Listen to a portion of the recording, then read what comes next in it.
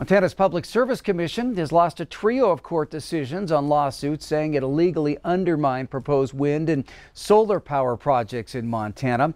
Now, two of those lawsuits, and maybe the third, are going to the Montana Supreme Court. MTN Chief Political Reporter Mike Dennison gives us a closer look at these cases and what's at stake. The lawsuits before the state Supreme Court involve small independent solar power projects who want to sell their output to the state's dominant electric utility, NorthWestern Energy. A state judge this year said the PSC ignored the law that requires it to set a reasonable rate and contract terms for these projects when they've been unable to agree with NorthWestern. Both the PSC and NorthWestern have appealed the rulings to the Supreme Court, sparking criticism from those who won the suits.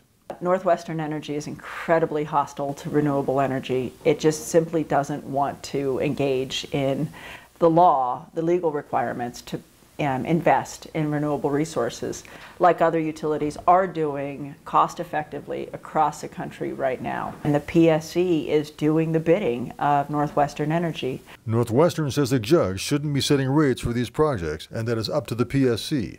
A lawyer for the proposed Montana Sun project near Billings says the PSC keeps finding excuses not to approve favorable terms for the projects.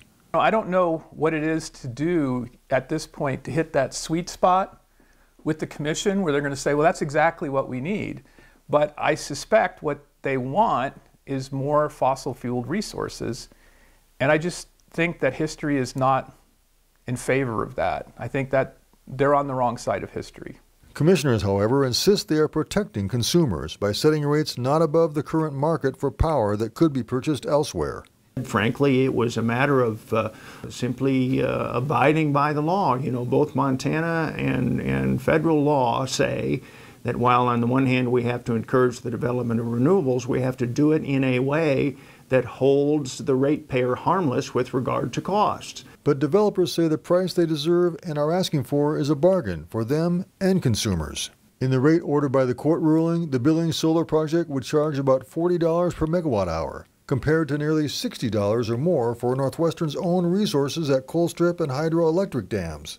Uda, the lawyer for Montana Sun, says it makes no sense, legal or otherwise, for the PSC to undercut these renewable projects. We can get it at a cheap price, and it's going to promote rural economic development, which parts of the state badly need. I believe people want it here, and the only question is, why would you be against this? As you can see, not a lot of agreement here on what the path forward should be for local renewable power projects in Montana. So it's down to the Montana Supreme Court to provide some guidance. Reporting from Helena, Mike Dennison, MTN News.